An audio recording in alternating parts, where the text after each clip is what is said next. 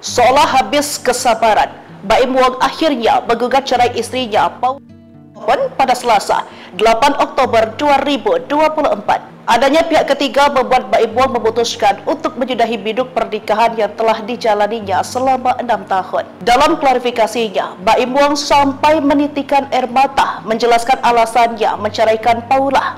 Ya, Baim Wong menjelaskan jika perbuatan sang istri sudah tak bisa lagi ditolerir. Hal itulah yang membuatnya memutuskan untuk melayangkan gugatan cerai ke Pengadilan Agama Jakarta Selatan pada Selasa, 8 Oktober 2024 ini.